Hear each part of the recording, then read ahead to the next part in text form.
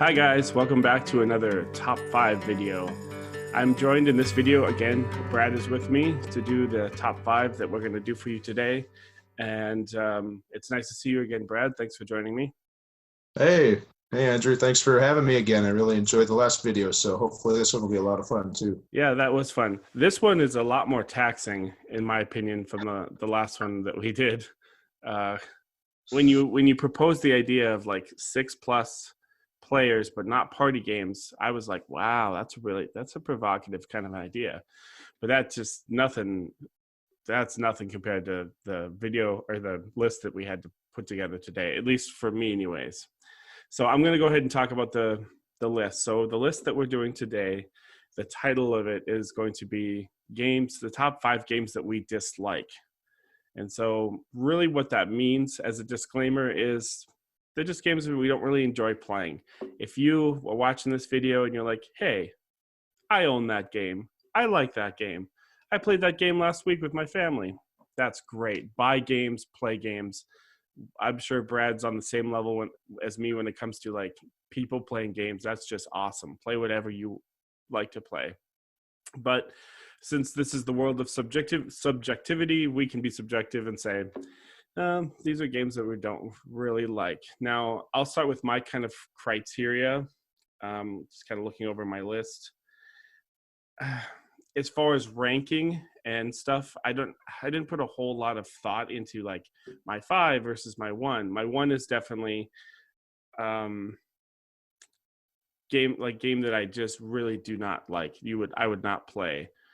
Some of these games I might play but I'd be hard pressed. I don't know. Brad, help me out here. What did you do as far as your ranking and stuff? Well, first of all, with the list, I decided to go with games that surprised me that I disliked them, more than just straight out dislike, because Oh, I felt like it was more of I felt that was a little more interesting to me. But as far as how I ranked them, it was definitely this game I really thought I'd like, and I am not enjoying it at all.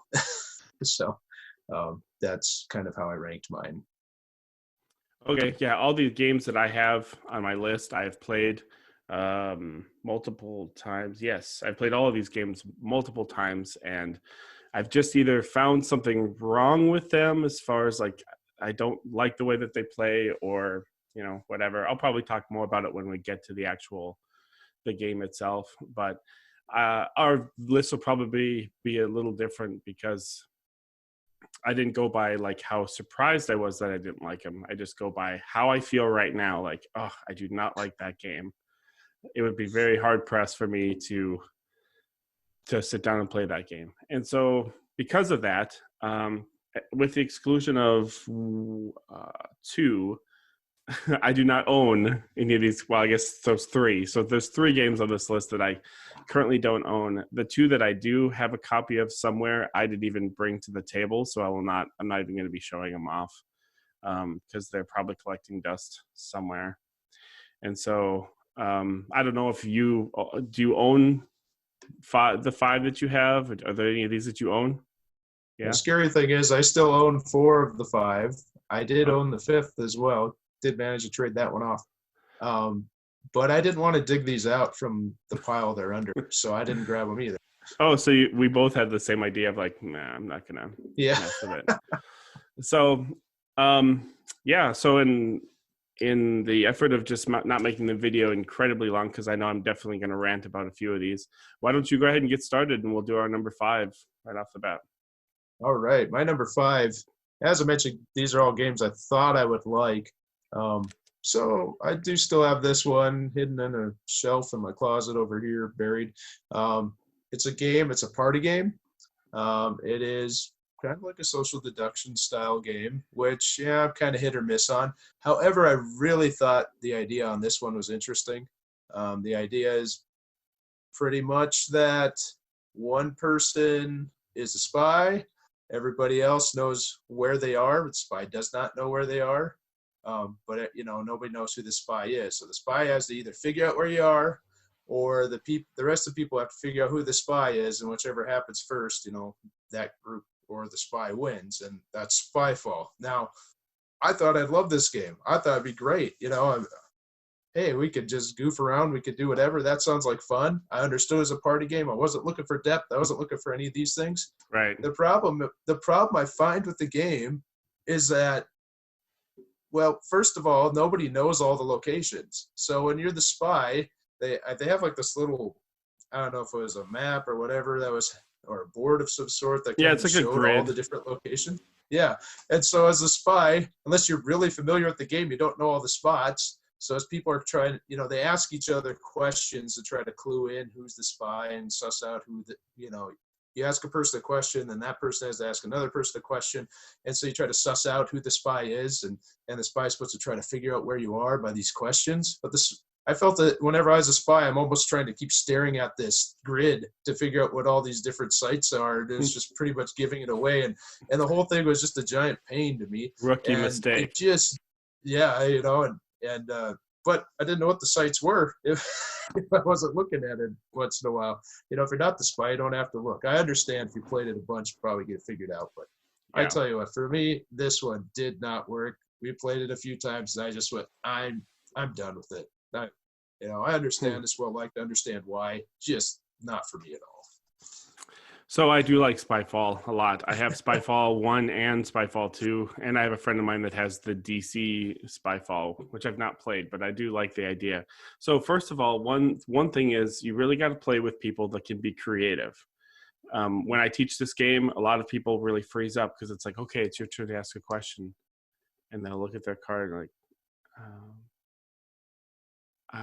it's like, well, the point is to try to figure out if they know what you know, without being too obvious about the stuff that you know that they're not supposed to know, that they might know that and like they're just like, and so you really got to play with people. I always encourage people start with like sights, the touches, like sight, sounds, smells, the basic senses or whatever. And the second thing that we do, and I'm not sure if this is in the rule book, I'm pretty sure it's not, is to always just kind of pass that grid around when you're asking questions. I'm sure you've maybe heard of that or whatever. And that kind of helps mitigate the whole trying to look at the thing in the middle of the table or sneak a glance and like, oh, is it a graveyard or whatever? And it's like, well, Brad's really staring at this thing really hard. And I think I see a little bead of sweat on his forehead. So we usually just kind of pass it around so everyone can kind of have something that they can just kind of scan over or pretend to look at or whatnot. Sure. And yes, it definitely would be categorized as a social deduction game. So you're correct there. I do enjoy Spyfall. Man, we're off to a rough start. I was thinking that we might have some overlap, but I think this is going to be real rough. I'm probably going to have a lot of games on my list you really like. Yeah. Oh, no. And I'm going to probably, between me ranting about your games and ranting about my games, this week could be here all night. So I'll just go into my 5, try to keep moving along. So my number 5 is probably one of the first games that I ever bought when I got into, this idea of kind of designer games. Not the first game, but one of the first games. I was in a college class, and it was just your regular, what do they call it? Public speaking, whatever they call it, 101 or something, a speech class. Yeah, and we had to do a speech where we had to explain something. And so for my project, I took this game and I got up, and in 5 minutes, I explained the game for my speech, and people loved it. And actually one gal who I still have on my Facebook went out and bought it and plays it with her kids and her husband. And there's another person that said that they were interested and that they were going to order it on Amazon. And I remember sitting in the class feeling kind of smug, right? Like, yeah, I don't like this game anymore because of just moving on and kind of finding other games to play. It's a card game. It's very random. It's got a million different themes to it. It's by Andy Looney, and it's called Fluxx. So Fluxx, pick your poison, whatever. Zombie Fluxx, Pirate Fluxx, Wizard of Oz Fluxx, whatever. The base, I'll just talk about the base game. This game is kind of like, it's not like Uno, but it's like Uno in the sense of it could last for 2 minutes or it could last for 2 hours. And The biggest problem I have is that's one of the problems, but one of the biggest problems I have with the game is that it really takes a lot of engagement. So it offers itself up as kind of this fun party game where the rules are always changing, like a Quelf sort of thing. But in reality, you really have to pay attention to all these different rules that are on the board. What's the goal? What just happened? And typically, I've usually ended up playing this game with a lot of friends that are kind of just like in a party mood, if you will. And so by the time it comes back to your turn, you're just like, what am I doing now? I'm drawing 5 and I'm playing everything. And then it's like in the order in which you play cards matters. And just, oh, the goals changed. It's really not that great of a game. I really don't really enjoy playing it because someone can either win kind of right off the bat, or else they'll change some parameters, I guess you would say, of how the game is played, the rules, and it's just too random. It's just too much to keep up with. And it got to the point where in order to try to save this game, I actually took out a few cards. I didn't throw them away, but I just took them out because they were like the multiplication card, or like there were cards that were a little more like, man, these are always bummer cards because they're so advanced. So I started taking those out and playing with more of a basic kind of game. And it still didn't do anything for me. So my number 5 is a Flux by Looney Labs, I believe. I actually haven't played Flux. I think it got enough hate from all the reviewers I was watching it, when I was early in gaming, that I just didn't bother with it. Wow, it got hate, huh? Yeah, got a fair amount. Huh. Yeah, because when I was, like I said, when I was getting into games 10 years ago, 11 years ago, it was probably the second or third game I bought. I saw some review or something somewhere and was like, oh, yeah, it's kind of like a replacement for Uno because it's just a card game where you draw cards, you play cards, but it just got too confusing. And there's keepers and creepers. Anyways, yeah, so Flux is a game that is, like I said, I would delineate kind of when we get there. I would be pretty hard pressed to play Flux, but I would probably play it if someone really pushed me. So that's my number 5. Okay. I want to make another disclaimer. All these games I have, I would probably be willing to play again. Some of them I actually know I will play again. But yeah, don't really enjoy them at all. So, okay, my number 4. This I could see you probably liking this game too. This is a game where we have the perfect mix of theme with gameplay. It seems like it should be awesome. The IP is perfect. I love the TV show it's based off of. And what could be better than having a hidden trader who is a Cylon for Battlestar Galactica? I don't know if you played it or not, but it's perfect, right? Battlestar Galactica. You've got hidden traders. They're Cylons. It's just like on the show. You don't even necessarily know you're a Cylon. All these things sound perfect. Then you come and you play the game. It takes 3 hours, 4 hours, whatever it takes, Really?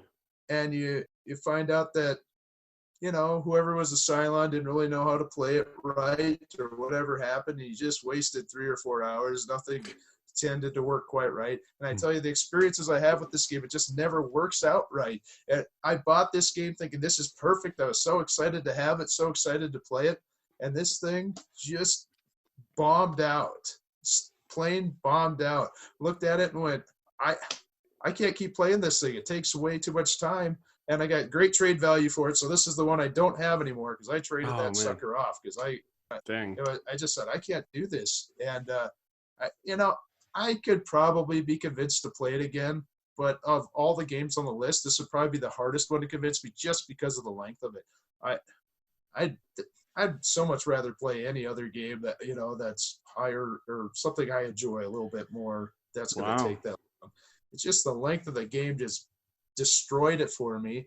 I understand, again, group on all these games, the group and the situations you're playing in can make or break a game so easily, but it just felt too fragile for the length of the game in my mind. It's just too easy to have a bad experience with it. And And I found a lot of that reaction online too. But some people absolutely adore this game, and I think it should be perfect. I mean, like I said, the theme and the game mechanics just should marry perfectly, and they really do to an extent.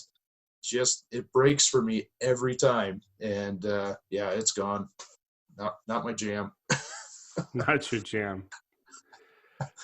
So I have not seen the show, and I have not played this game. So kind of big swing and a miss there. I'm aware of it. I do know people do like it. I've seen videos of people talking about it. There's an expansion for it that people are like, "Oh, this expansion's great." I've always wanted to try to play it, I guess, even though that I've not seen the show. It's a social deduction game, which that makes two in a row for you, by the way. I'm getting a feeling that you don't.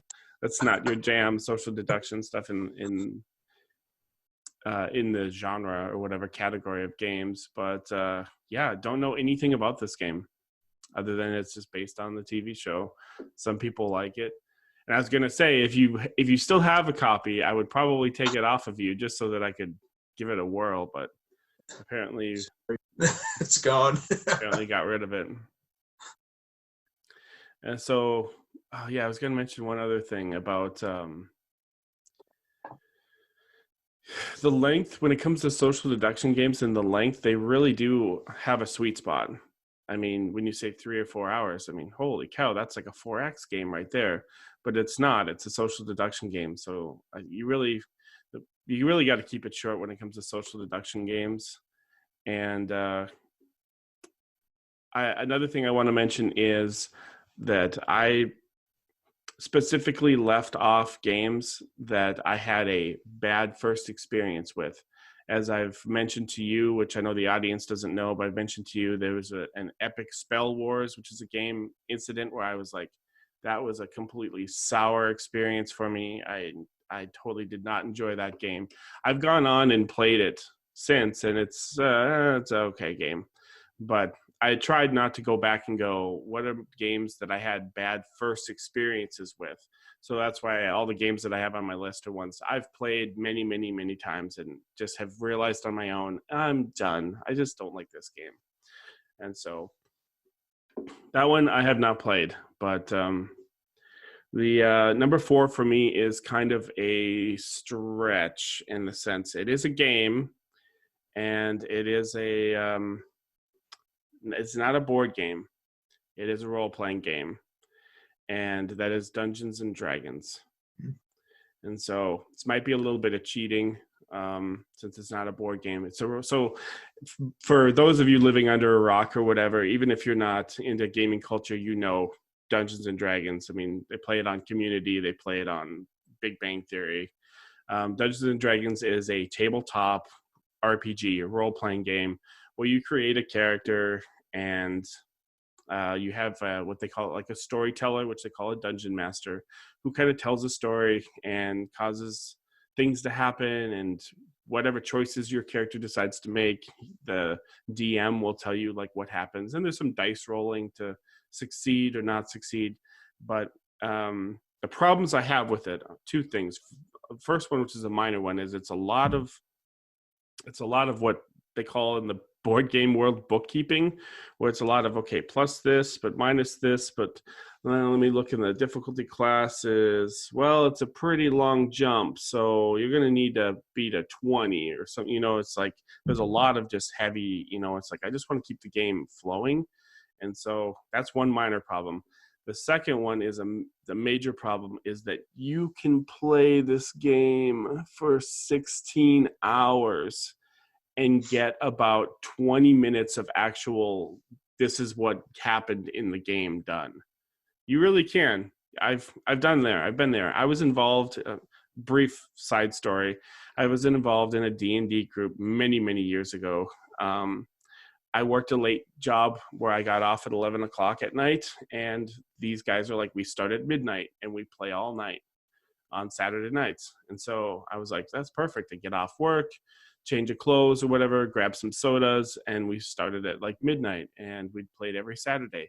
We would play until the sun came up, 7, 8 o'clock in the morning. We'd usually hit up some breakfast at that point, and we'd play all night and like nothing would get done. We'd get about like 5 minutes of actual game done, and it just kept going and going. And I like games that are story games. Obviously, if you see my channel, I talk a lot about narrative games, a lot about games that have narrative.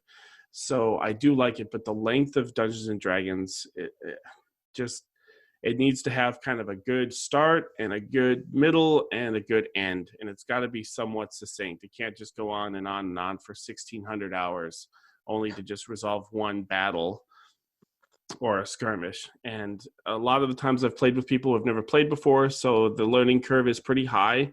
In regards to your character sheet, what do I do? What do I do? I attack with my additional notes. It has no effect.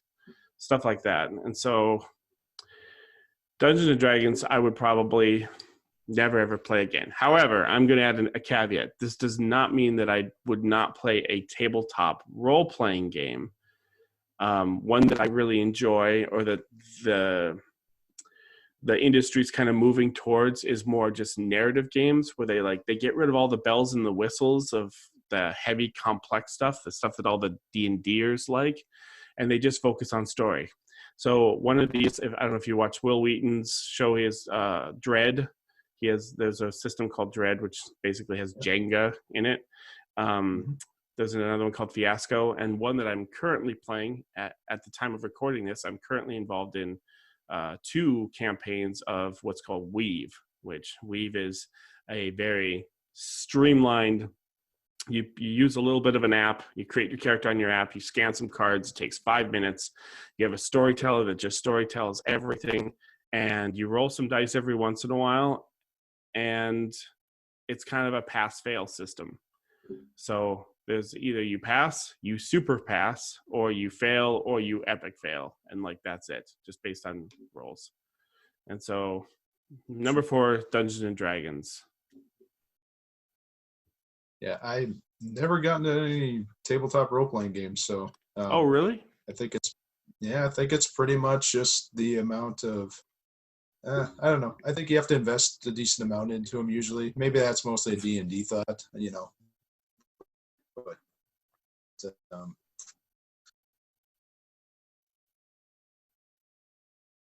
But I have a hard time getting groups together often enough to do that. Okay, sorry, I got a little lag there, so if I blacked out for a bit, I'm sorry. Okay. Yep. All right. So my number 3 is game I really, again, thought I'd enjoy quite a bit, and it has the discovery part of the game is really quite good. So you have tiles in the game, people walking into this house, you play out tiles as you move forward.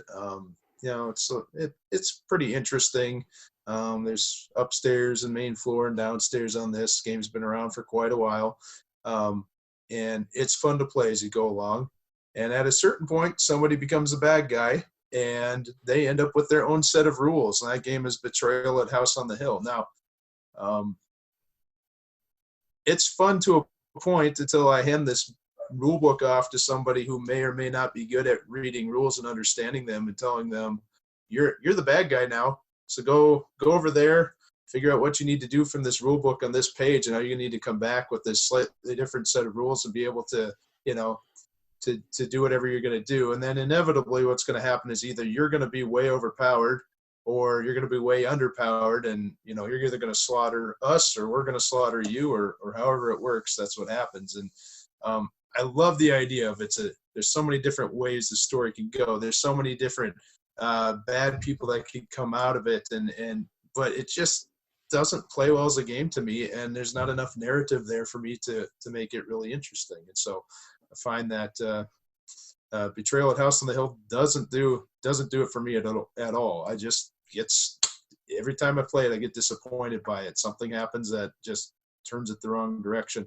Yeah, we can, we laugh it off a lot, but that's not really what I'm there for with the game. I really want to have a fun experience, not just laugh off how poorly it all went. Just because so many of once what's it called when they change it over to whoever becomes the bad guy? I can't remember what it's called, but essentially once you That's get to like, that point, I there's so think it's many. called the Haunt.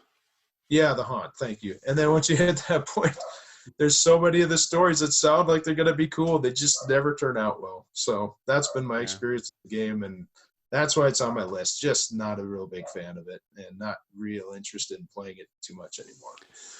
I could probably get behind you on this one. A lot of the events seem just really like random. You go into a room and then you draw a card. Oh, creepy plastic doll. Eyes start blinking at you, and it's like it doesn't make any sense. I'm in the basement, or I'm in some weird room, or none of it really made any sense. But excuse me, something that I'm gonna ask you: would you be interested in playing Betrayal Legacy? Would that be something that you would try?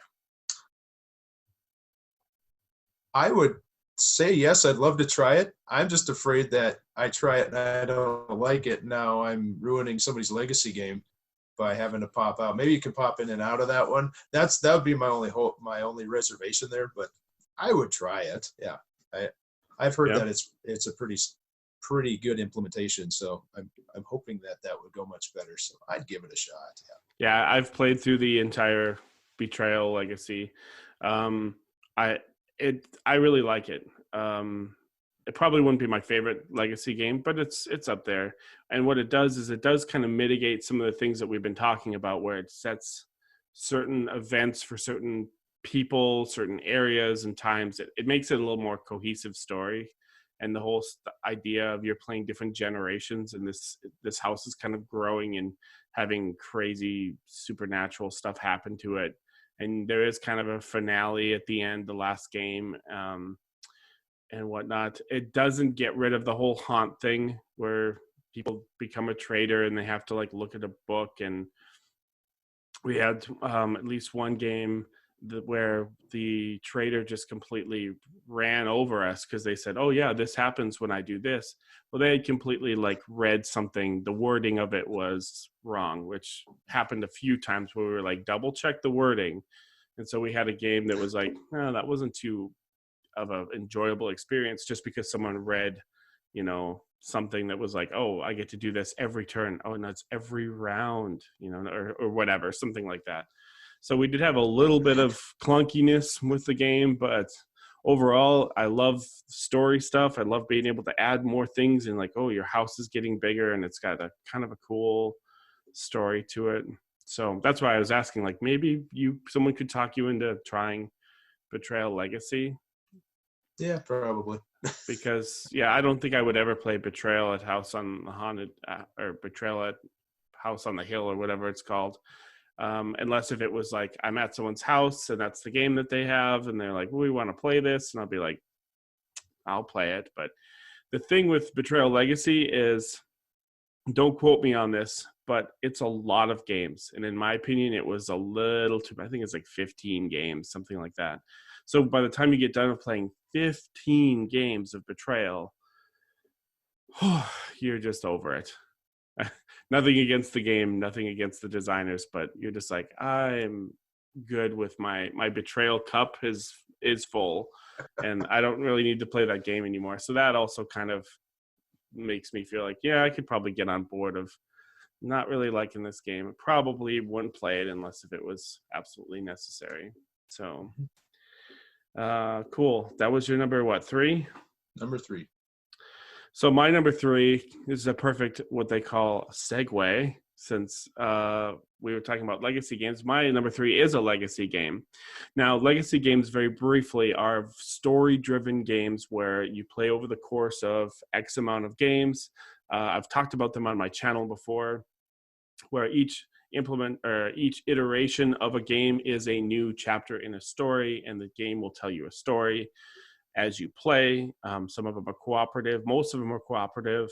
Some are competitive, Charterstone being one.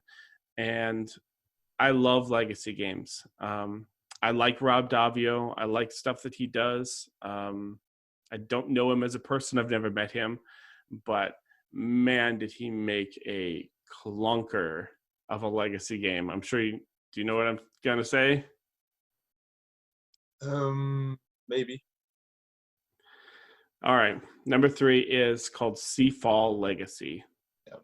And I bought this game like the day it came out. It came out while I was at a convention, actually. So I bought it at a convention. It was super high priced, right? Because it was just this huge hyped game from Rob Daviau, the next Legacy game. At that point, he had done Risk Legacy and he'd done Pandemic Legacy Season 1 and maybe Season 2. I'm not sure exactly where it falls in the timeline. And I was just like, just one. I was eating up everything he was doing. And I was like, oh, this is cool. It's got a pirate theme with or like ships and stuff. I think we made 3 games. We made about 3 games. And I was like, I am fine with just packing this up and never playing it again. And the rest, the 2 other people I played with were like, yep, that's fine. And so it is one that it's one. Flux is the one. And then Seafall is another one that I still have on my shelf just for whatever posterity, I guess. But I've kind of joked with some of my friends of like my bucket list is to go to buy a brand new copy because it's incredibly cheap now and actually like make it all the way through Seafall like before I die. It's been kind of a joke, kind of a serious thing, and be like, that's on my bucket list of things to do is to try to like soldier through Seafall Legacy. The problem is it wasn't even the player count because we played with the minimum amount, which is 3. And so you can play up to 5. The problem that is for me, because I'm a quick gamer, I like games that kind of move, right? And so what happens is the game is structured with 7 different phases, and each person does all of their phases before they resolve their turn and they pass turn. And so when you're playing with 3 players, oh, heaven help me if you have 5 players, and it's like, okay, this phase I draw a card. This phase I set these cards here. This phase I determine whether if I do this. And then this phase we have to read from the book because I moved. And then this phase, and so it's like one person does the entire list of their phase, and then they say, okay, done, pass my turn. And it's just like, it took 30 minutes for the turn to come back to me. And I'm just not that kind of gamer. I like games where it's just like, okay, you're done. My turn? Cool. Like I want things to move fast. And a lot of the rules were wonky. They had a lot of problems with it. I'm not going to go into it too much because we could be here for another hour. But yeah, number 3 is Seafall Legacy. Probably the only Legacy game. Let's see, Machikoro. Charters. Yeah, it's probably the only Legacy game that I would say rubbish.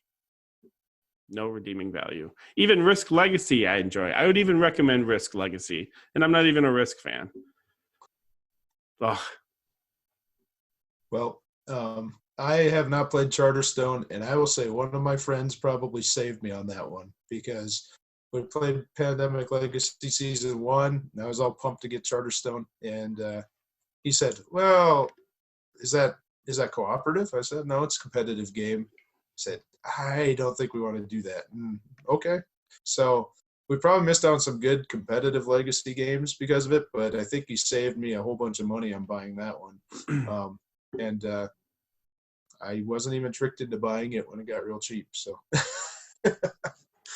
yeah, Charterstone I've actually played twice.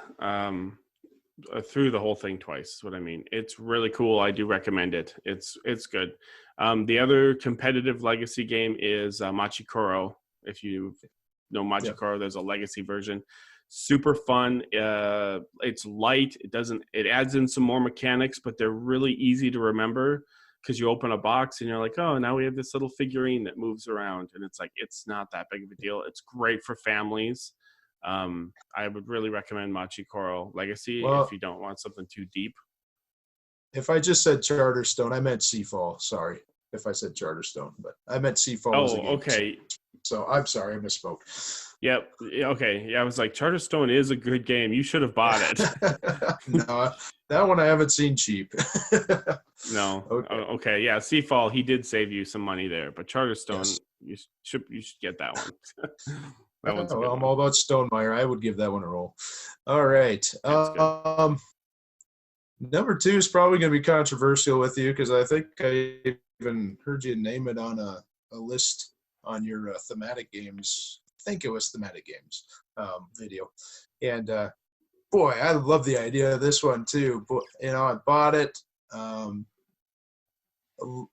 Loved the idea so much that even after I played it and didn't like it much, I even bought an expansion for it, hoping that would make it better. It's one of those early decisions that I know better than to do now. Yeah, that doesn't work. You have to pull a rabbit out of the hat. Exactly. But so in this game, you pull two different factions together and you smash them up. The game is called Smash Up.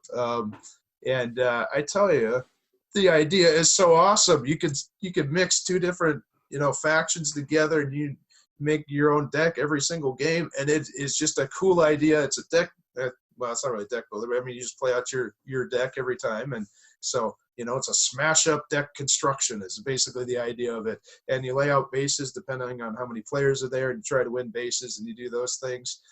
And I tell you what, the game state changes so much on every base by the time it comes back to your turn. Maybe it's better at two. I don't know if I really gave it a good shot at two players. That's probably the trick.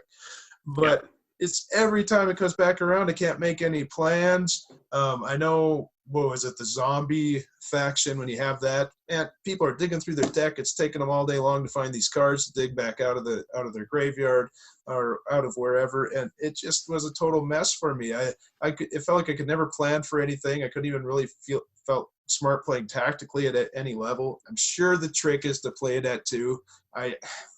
It just drove me crazy. I wanted to like it so much. Like I said, I bought that first expansion, awesome, level 9,000, which is a cool name. I thought it's ridiculous, but cool name, for an expansion. Add some more factions. This is going to be all kinds of fun.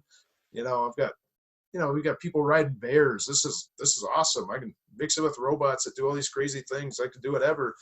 It just didn't work, and it was so frustrating to me because I wanted to like it so much. In fact, I wanted to like it so much, even one of my friends bought it because I had convinced myself that I liked this game, even though I really didn't. And boy, it just never worked for me, and it's unfortunate because I think it's such a great idea, but it just didn't happen. Yeah, it is a great idea. I'm not a huge fan of Smash Up.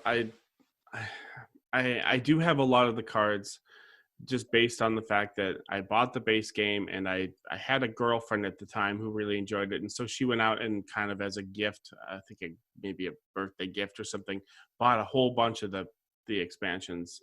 And so I do have the big geeky box that's, this big or so with almost all of the expansions, almost all of them.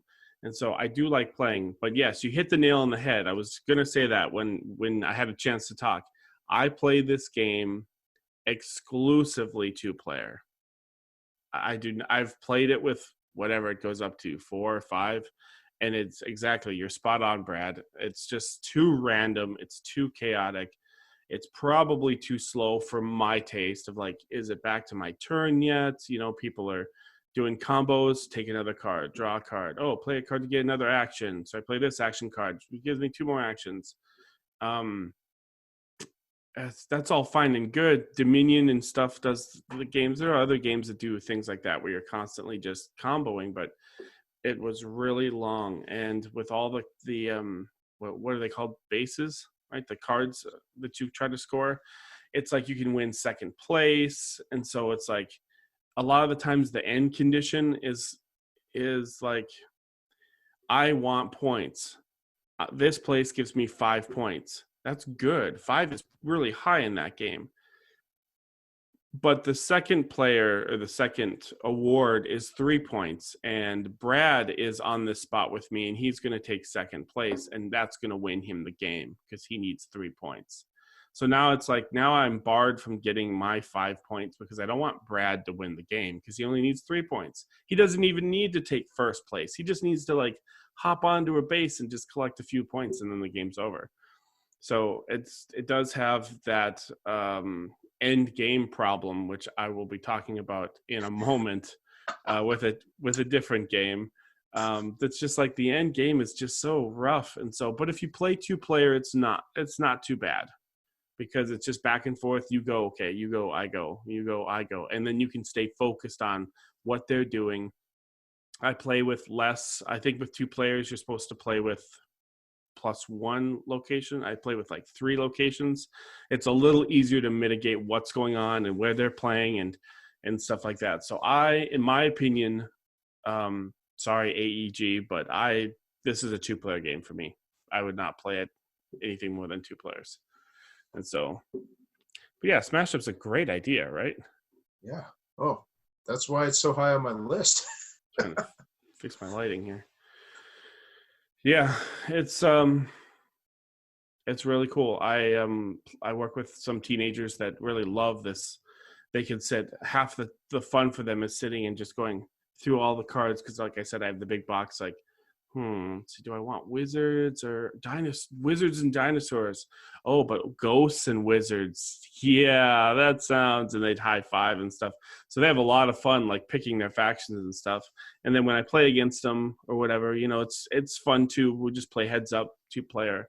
But this game is really really fun just because you get to pick your armies and stuff like that. But I can understand where you're coming from, especially if you play with 3-4 people. That'd be rough. Oops, drop my list. So my number 2 is we are going to talk about, as I was just saying, man, we're segueing like crazy today. Just the game, what did it for me is the game end situation. So in this game, we're all playing together and we realize that Brad, if nobody does anything, Brad is going to win. And so we all have to go, well, we don't want Brad to win. So I'm going to use all of my resources to try to stop him, to try to skip his turn, to do everything that I can, and so that Brad doesn't win. And so all of that stuff gets expended. We all expend everything that we have available to us. And guess what? Ha, Brad, you didn't win. Ha. On to the next player's turn. To Johnny.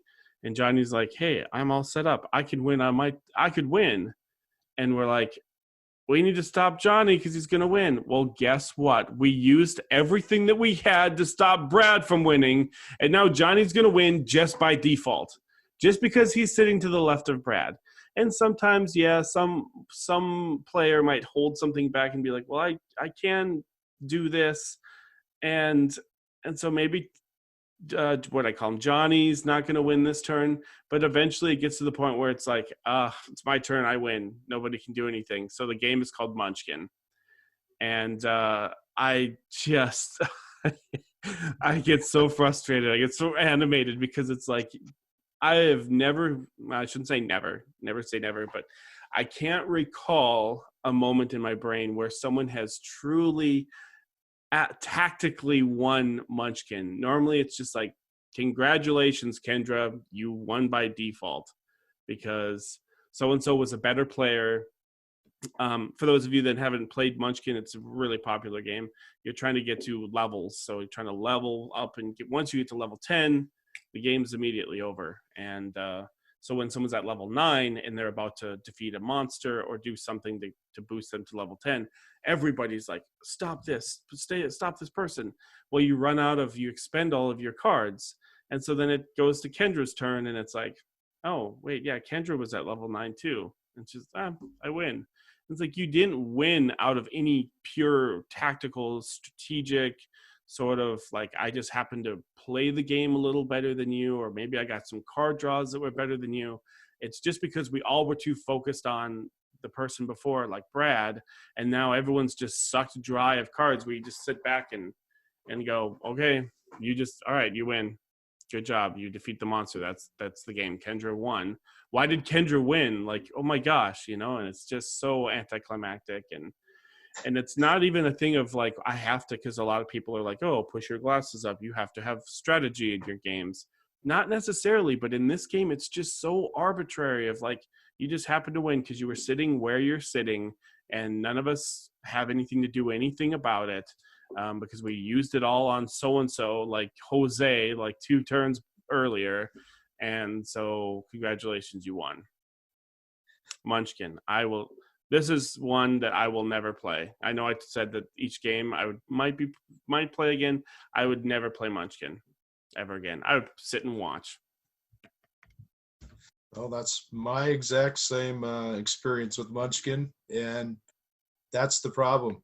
Every game goes like that. I can't even think of a game that hasn't ended like that. It Yeah. just blows my mind that it's so popular with that being the situation. But that is what it is. It must be the theme on it is, it's kind of a spoof on Dungeons and Dragons, but I know they also have other themes on Munchkin as well. But Yeah. so there's a couple funny things in there. Me not even playing Dungeons and Dragon, I kind of get some of the jokes in it a little bit, but oh man, that game is a slog at the end. It's terrible.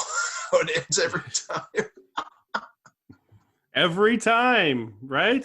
Yeah. It's Yes. never it's never any like, hey, good job, like handshake, high five, like that was well played, like good job, Brad. No, it's usually like, Brad, you won because you just happened to be sitting there. I guess no one can do anything about it. And I know some people argue like, well, it's about the leveling system and when you level and when you choose to level, and it's just like, oh, don't start with me.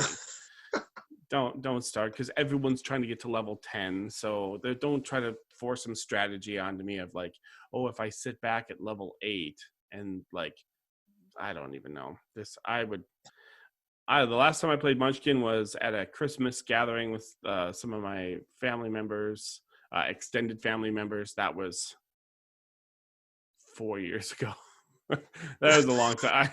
I haven't, and I did actually own Munchkin Bites, which is the vampire version of Munchkin. I actually did own this at one point, just like you. Just got that off my hands. Like, buy me a cheeseburger. We'll call it even. Yeah. For this game. And I'll buy you a cheeseburger if you take it, right? Yeah.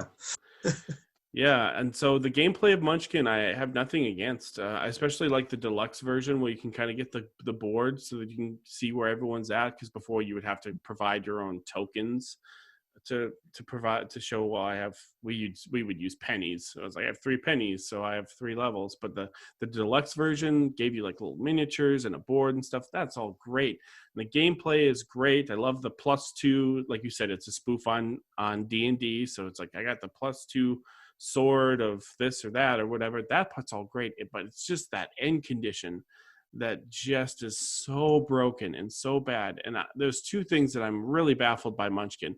One, that people still buy it and play it, and 2, that help me out, what's the guy's name? It's Steve Jackson? Yeah, that Steve Jackson has not like fixed his game or something. Like, hasn't somebody come to him and been like, just like the guy that gets him his coffee or something, or I don't know, just somebody say like, the ending of the game seems to be really superficial or arbitrary or whatever. And why hasn't he sat down and like figured this end condition out and try to mitigate it somehow? Maybe he has. Maybe there's a version of Munchkin out there that the rules change a little bit, but I've just too late. Like, I've already given up on your game, Steve Jackson. So that's a heated one. Munchkin, my number 2 and my number 1. I'm probably going to go on and on about. I would not play Munchkin. So, in fact, the last time I had a chance to play Munchkin, it was a work-related situation. I watched and I kind of explained some of the rules because they were new players. But I watched, and then they came up with a Munchkin like LCG or something, or a card game. Like, there's a Munchkin collectible card game that the designer I love. I really like the designer behind it. He did Dice Masters and stuff, and XCOM and some other games, some Game of Thrones and whatnot. But when anything that says Munchkin on it, I'm out. Yeah. So I understand. We'll get to the number 1s because I'm probably going to take like 15 minutes to go to rant about number 1. Well, first you're going to take 10 minutes to be upset about my number 1 because it's a ridiculous number 1 to be on the list for games I don't like. That tells me it's probably a game with like lots of awards and accolades, and maybe it won the Spiel des Jahres. No, but No? I'm sure it was up for an award. Been nominated. So it's a legacy game, and boy, I already mentioned, my friends and I played through one of the cooperative Pandemic Legacy Season 1, and man, that went great. It was perfect. We loved it. My other friend went and bought Season 2, and it is crashing and burning like you wouldn't believe. Whatever happened in our game, it is completely unwinnable. Somehow through the legacy system, you cannot win it. We go back every game and go, what could we have done differently? We tweak this, tweak that. We try to change our game state, try to think, do we have this metagame state that has us thinking completely wrong? We've gone inside and out and backwards, and it beats us up every single time. And the only reason this is number one on my list, I know you think it's crazy. It shouldn't be number one on the list. I think it's crazy. It shouldn't be number one on my list. But Let me tell you why. The problem is I played this game 6 or 7, 8 times, whatever it's been, probably 10. I don't know. I don't remember anymore. But we have to finish this thing because we refuse to give up on this thing. And I have to sit there and go back to this game and we need to get our rear ends handed to us over and over and over again, because this isn't changing. Anything the game gives us isn't helping to fix the state that we're in. I don't know if we found some crazy loop or some kind of crazy off problem where, we caused some state that's just, they never expected, never found a way through playtesting or whatever it is that this would come up. But oh my goodness, it drives me crazy. And I know I'm going to play it again. And I know I'm going to bang my head against the table again, and I'm not going to like it again. And the problem is now everybody's gotten so leery about it. We go 2 months between plays, and then we have to relearn the rules again because they're all changed enough from original Pandemic. The system's different and all these things. And so it takes us a while to get going. And then, of course, because it takes a while to get going and because we haven't played, we're even worse at it than before. And it's just this spiral of just rottenness is what it's turned into for us. And like I said, I know it's controversial. I know it shouldn't be number one, but it is because it just sits there and it stares at me saying, you need to finish. We got to finish this game. You have to play it some more. And you're going to hate it, but you got to finish. And that's why it's number one. I'm sorry. It's controversial. You can yell at me if you want, but for me, it just drives me crazy. And that's why I don't like it. And that's why I surprisingly don't like it. I love Season 1. I love the game like crazy. It's, that was a top 3 game for me. And the Season 2 just burned. I don't know what to do. So yes. Yeah. Read me out. That's fine. I understand. I deserve it. But, no. Okay. Here we go. 2 questions. First question. Have you lost every single game? I think we probably won a couple of them early. Okay. All right. Well, because that's one thing that threw me. It was like, you really lost every single game? Boy. Not every game. Hyperbole. Okay. Sorry. Okay. Number 2, have you gone? I assume I'm asking just out of jest. Have you gone back and double check the rules, make sure you're maybe watch a video or something, make sure you're not playing something to where you're screwing yourself? Yeah, we watched videos, gone through the rules, we've done you name it. We've gone online finally and said I don't care if we hit spoilers, we don't care. We're gonna figure out why we're losing this game. What's going on? We cannot figure it out. I'm at a loss. I'm sure we're screwing something up bad, but we can't figure it out. I mean, we're not inexperienced gamers. That's the thing. Yeah, it's a tough game. Did you finish it? Did you get to the finale ending? No. We're probably 10 to 12 games into it, but when you lose every game, we won a couple. So it's 22 games we're going to take the way we're going. So we're about halfway through. Usually when you lose a game, like in Season 1, when you lose a game, it gives you a way to kind of ramp up and be like, hey, let's throw you a bone. Yeah. I can't remember. It's been a long time since I've played season 2. I can't remember either what the bone is anymore. It's been a little while since we played, but They give you just like a it bonus or does. something. Yeah, and it should work. And even when we get it, we don't even. There's no way it's still not going to play out right. So I don't know what we did, but we really, really messed up our board state. I do enjoy Pandemic Legacy Season 1 and 2. I actually was just literally talking about this game yesterday with someone, and I gave my official recommendation of Season 2 is better than Season 1. I think Season 2 is better than Season 1. Does that mean that Season 1 is like meh? No, it's still really great, and it's still really fun. But Season 2, because of the time period and the theming, the Mad Max kind of feel, I won't give away too much because it's one of those kind of spoiler games. I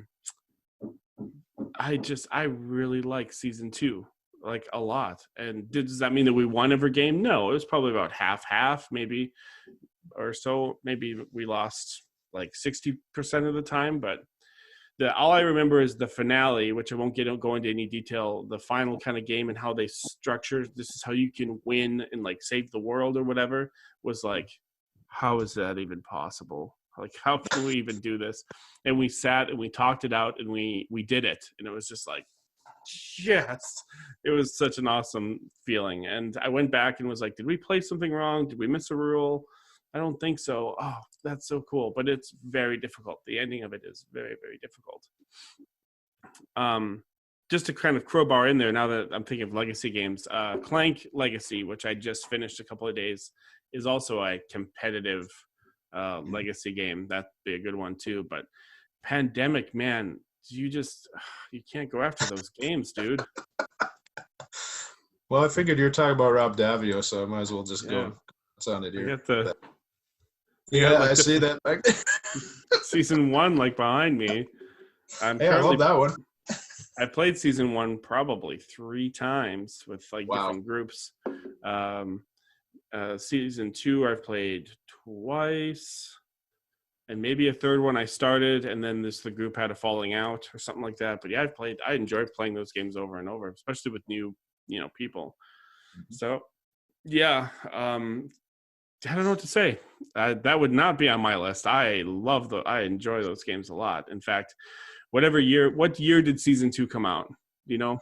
Well, I don't know. 18? 17 or 18 maybe, yeah. Let's go with 18. Whatever year it came out, because I got it in November after Gen Con, which is in August. That was the best gaming experience I had all year. I played it with someone, just 2-player. It was a really good bonding moment for the both of us. It brought us kind of closer together. It was more than just a game. It was more than just a story. So if I had to do one of those like top 5 great gaming experiences, like that would be my number 1. And so that really factors into the fact that Season 2 I really enjoy. And so, well, I don't want to dissuade anybody from playing it. I'm just saying what happened to me is it blew up and it taunts me from the shelf. That's all I can say. You guys out there, you should play it. You play Season 1 first. Don't listen to the designers. The designers are like, don't play Season 1. You can just play Season 2.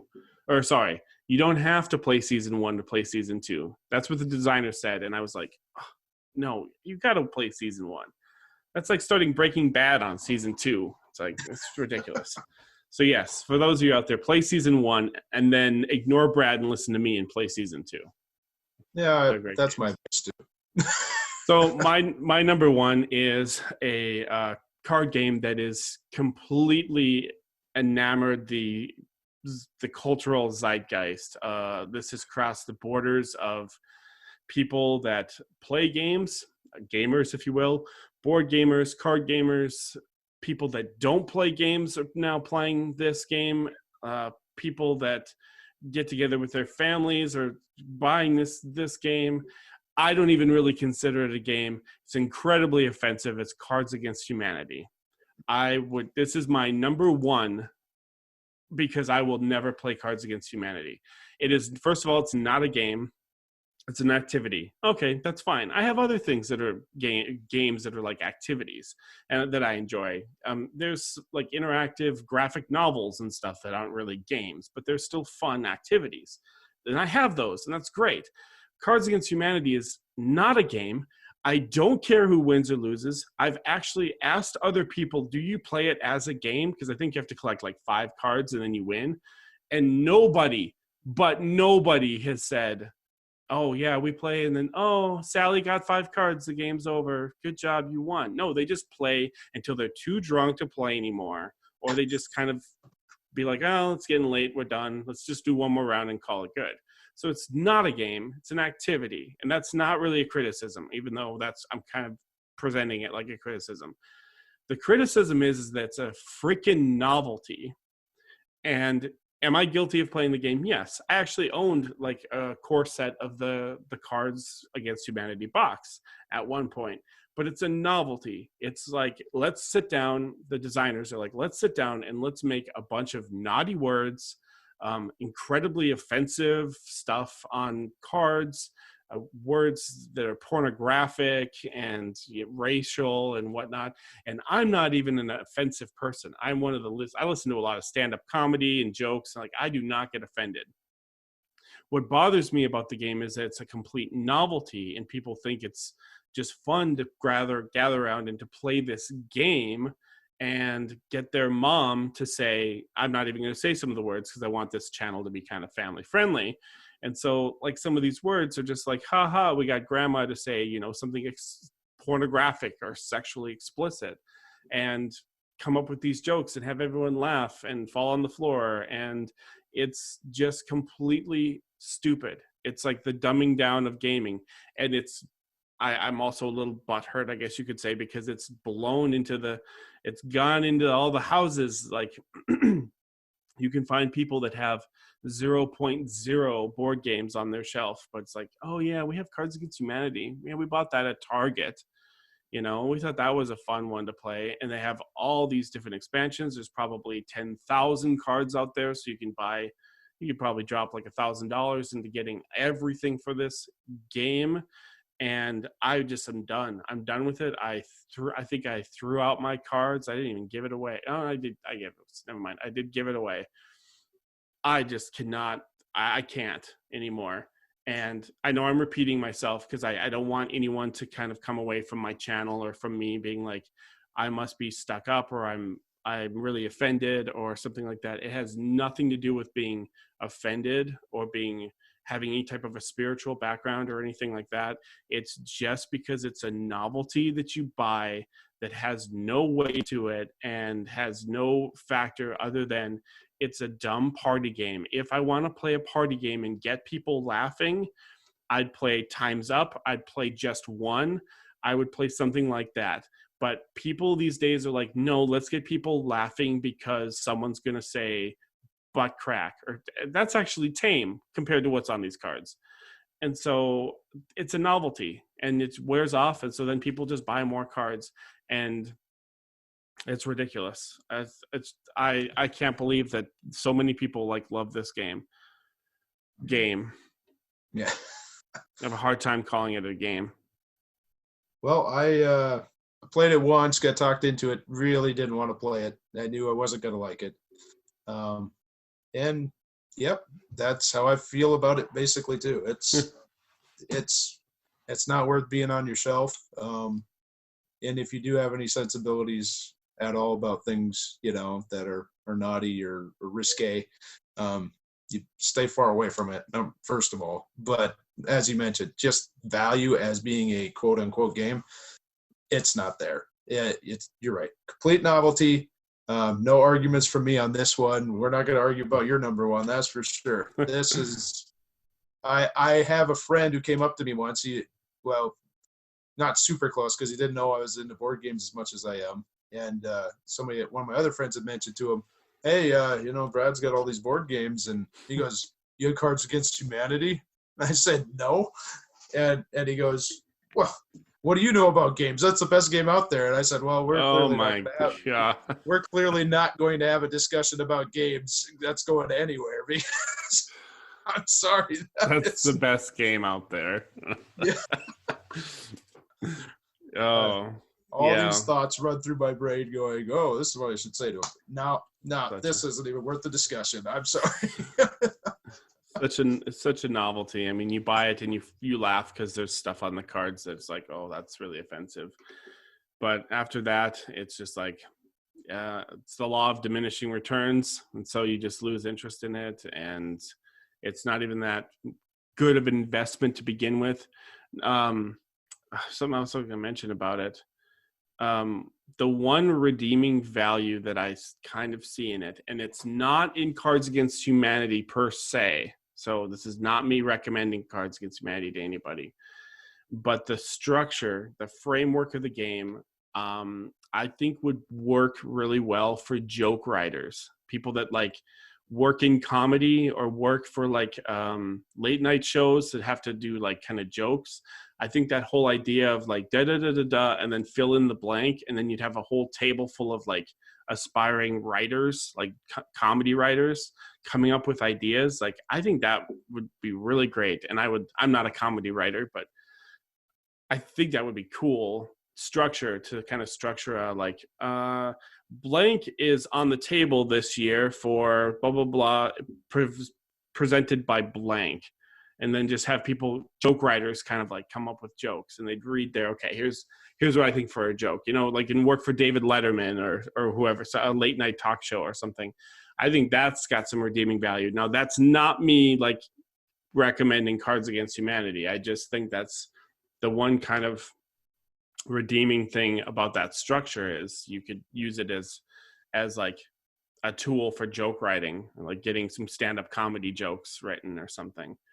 But that's about it. Even there, that's asking for some creativity, which the game just doesn't give you any outlet for really any creativity whatsoever. I look at it, I mean, if we're talking party games, I mentioned the same ones you mentioned. Just One and oh man, what was the other? Whatever it was. Yeah, Time's Up. Oh yeah, great game. The other, if I'm looking to be a little bit more creative on things, maybe coming up with things on the spot. How about a game like a Snake Oil or But Wait, There's More? I don't know if you're familiar with those, but those are games where you're given a card and you're like trying to sell something, or you have to come up with some ideas about that. It gives you the ability to be creative.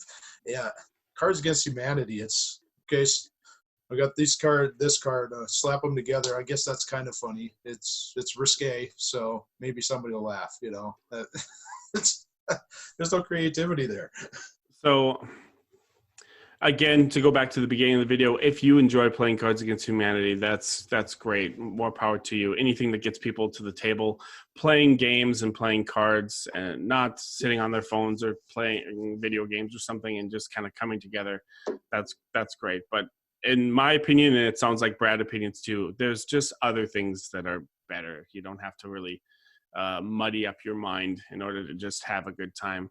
But if you do, that's great. Just like with all the games that we've talked about today, they're incredibly subjective, especially Brad's number one, which is completely wrong. And so they're just games that's like, go ahead, play them. We want to see people play games. We want to see growth in the hobby. I'm speaking for both of us. I'm sure he would nod. I'm sure we both feel the same way about getting more exposure to games and getting people together and understanding that it's not just rolling and moving and Monopoly and paper money and things like that, that there's really cool things, especially in stories, in narratives, which I try to bring out in my channel and stuff, that are being implemented in games that are really forward thinking and innovative.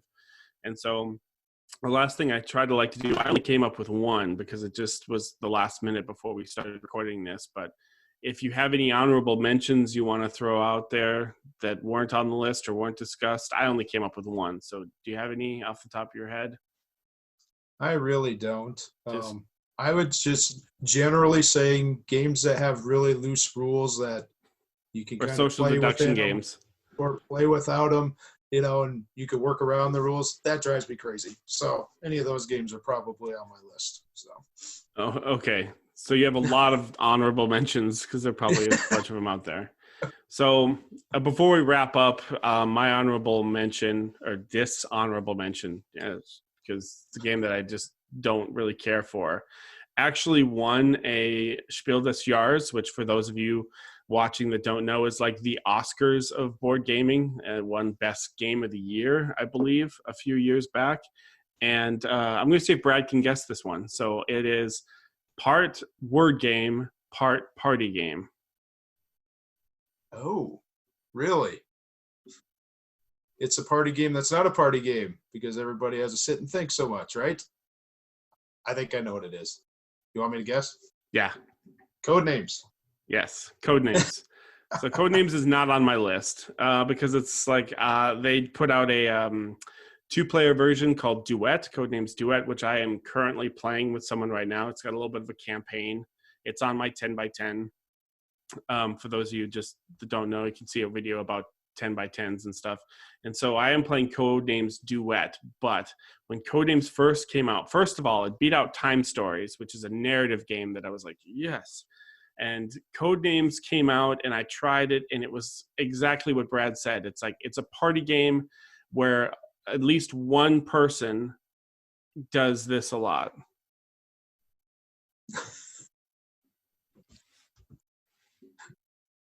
And they just think and think and think. You're trying to get your team to guess kind of, there's a grid of words, and some of your words, or some of the words are yours, and some of them are the other teams, and some of them, especially one, is kind of like a I call it a bomb. It's called the assassin, but it just blows up and your team loses, which is a terrible idea. They should have 3 of them, and if you get like all 3 of them, then you're done or something. And so, yeah, it's exactly that. I dislike the game because it's like you're supposed to play it in groups, supposed to have lots of people together, but then it's also a word game. And so you have to come up with these words to like get people to guess these cards words. It's kind of a mess. And the fact that it's so popular, it's fine. I mean, people were making money. That's okay. I mean, the Cards Against Humanity people are making money. Why shouldn't what is it, Vlada or whatever his name is, make some money? Check Games, they've got Harry Potter Codenames, they've got Marvel, they got Disney. There's different themes of Codenames. There's Pictures, which I've not played, which I heard is a little better. They've got so many of these Codenames games. They even have an adult version. They have an adult version of Codenames called like Deep Undercover or something like that. And so they have all these code names, and it's just like, this is really not that great of a game. If I want to play a party game, as we've already talked about, there's some party games I can pull out. If I want to play a word game, a thinky, let's see, an S with an E and do words, I would probably play, I've been playing hard cover, which is a word game deck builder. It's like Dominion with letters and stuff. I would probably play that instead. And so the amalgamation of these 2 genres just didn't land for me. And so my dishonorable mention, one that didn't quite make the list, because I am playing the Duet version, which is the cooperative 2-player version. It's tough as all nails, by the way. You're talking about Pandemic Season 2. Oh, Duet is just ridiculous. You just lose after game after game after game. But that's my dishonorable mention. Codename, specifically the base game, not Duet. Necessarily Duet. Yeah, I like Codenames to an extent, but it is not a party game, and it's got to be in the right situation. I really feel that's the case with it. So I like it for its accessibility mostly, and you can get creative with things, and but it can be hard to get that creativity to work and not mess you over with that assassin card. So yeah. I'm on board with you. I totally understand your thoughts. And well, I bought this for a friend of mine that's really into Harry Potter. So for Christmas gift, I got the Harry Potter Codenames because this friend already liked Codenames and they like Harry Potter. And we set that up and played with a bunch of friends, and they really liked it because of the theming, because they know a lot of Harry Potter stuff. It was just fun for them to have a game in that IP. And I'm sure there's some Marvel people that would really enjoy that too. But I've only really truly played, meaning more than just once, the base game. I guess, and not Duet. I've played that a few times. the base game a few times and it's never landed. It's always, like you said, it's just blown up and been like people lose interest. The code giver or the clue giver, whatever they're called, just like I said, just sits there thinking too long. Everyone else starts talking and like losing interest in the game, and there's no tension, because then when they say Ocean 2, then they just kind of look and they're like, okay, what do you guys think? This one, or maybe this one, and then you hit the assassin, or like nope, you hit a bystander or something, and then it's like, oh, okay, that's our turn. What's next? And then it's like, oh, it's the other team's turn, and then their clue giver goes, and so like it's so slow. So not actually on the list, because like I said, I am currently playing the 2-player version. So yeah, that's about it for this video. This is our top 5 games that we dislike. So if you like these games, that's great. I'm going to be doing a video of what was the video? Underrated games with Kevin's going to be back with me for the next video on the channel, and we'll be talking about games that are completely games within the last 10 years that are really underrated. And so look forward for that on the channel coming up within the next few days. But as for right now, that's all I got. So again, Brad, thanks for joining me. This was fun. I never would have picked Pandemic for your number 1. Holy cow. So yeah. No, I had fun too, and hey, I figured bring a little controversy. Why not? Yeah, why not? Thanks for having me on. I don't know how you sleep at night. How do you sleep at night? That's a joke. Okay, so thanks everyone for watching the channel. Come back again. Check out the underrated games, top 5 underrated games. Until then, I will see you all at the next video. Thanks for watching.